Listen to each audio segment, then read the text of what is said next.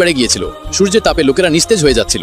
এমন সময় হঠাৎ আবু তালেব আবার অনুভব করলেন যে কেউ তার কাপড় পিছন থেকে টানছে। তাই তিনি ঘুরে দেখলেন আবারও ছোট্ট হযরত মুহাম্মদ সাল্লাল্লাহু আলাইহি ওয়াসাল্লাম দাঁড়িয়েছিলেন। তখন আবু তালেবের মুখে রাগের চিহ্ন দেখা গেল। তিনি কঠোর সুরে বললেন, হে আমার ভাইপো মুহাম্মদ, তুমি আবার এখানে কেন এসেছো? এই শুনে প্রিয় নবী সাল্লাল্লাহু আলাইহি ওয়াসাল্লাম অত্যন্ত নরমভাবে বললেন, চাচা যান, আমি এবার পানি চাইতে আসিনি, আমি তো আপনার ঘাম মুছতে এসেছি। ফলে নবী করিম সাল্লাল্লাহু আলাইহি ওয়াসাল্লাম নিজের চাদর সামলালেন এবং ভালোবাসার সাথে নিজের চাচা আবু তালেবের মুখ থেকে ঘাম মুছলেন। এটা দেখে আবু তালেবের মন গলে গেল এবং নিজের ছোট্ট ভাইপোকে বুকে জড়িয়ে ধরলেন। এই সময় ছোট্ট মুহাম্মদ সাল্লাল্লাহু আলাইহি ওয়াসাল্লাম আস্তে আস্তে বললেন, চাচা যান, আমাকে আসতে দিন, আমি একটা কাজ করব আর উপরওয়ালা পানি বর্ষণ করবে। এই কথা শুনে কাছে দাঁড়িয়ে থাকা একজন লোক চিৎকার করে বলে উঠল, হে মক্কার লোকেরা, সুসংবাদ, পানি এসে গেছে।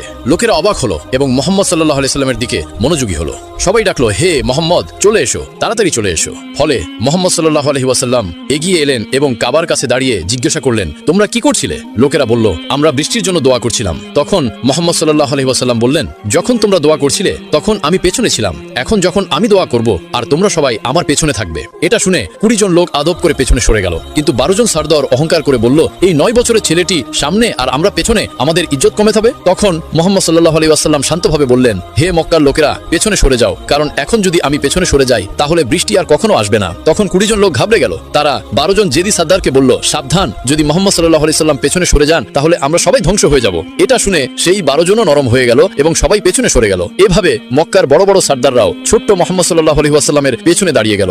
সর্দাররা বলল, হে মুহাম্মদ, এবার তুমি দোয়া করো। তখন আল্লাহর প্রিয় নবী হযরত মুহাম্মদ সাল্লাল্লাহু আলাইহি ওয়াসাল্লাম নিজের হাত মোবারক উপরে তুললেন। তিনি নিজের পবিত্র হাত এমন ভাবে তুললেন যে তার বগলের শুভ্রতা দেখা যাচ্ছিল। তিনি দোয়া করার ভঙ্গিতে দাঁড়িয়ে গেলেন। তখন তার হাত মোবারক কাবার দেয়াল থেকে মাত্র অল্প কয়েক ইঞ্চি দূরে ছিল। এই অবস্থায় তিনি দোয়া করতে শুরু করলেন। তখন সবার চোখ কাবার দেয়ালের উপর ছিল, কিন্তু কিছু লোক মুহাম্মদের দিকেও তাকাচ্ছিল। তিনি দোয়া করতে শুরু করলেন, হে আল্লাহ, হে আল্লাহ, হে আল্লাহ। তিনি শুধু এই 3টি শব্দই বললেন, কিন্তু তিনি এমন ভাবে কাঁদছিলেন, তার চোখের পানি এমন ভাবে গাল বেয়ে ঝরছিল যে যারা তার দিকে তাকিয়েছিল তাদের মন গলে যাচ্ছিল, যারা তাকে রাগ করেছিল তারাও অনুতপ্ত হচ্ছিল।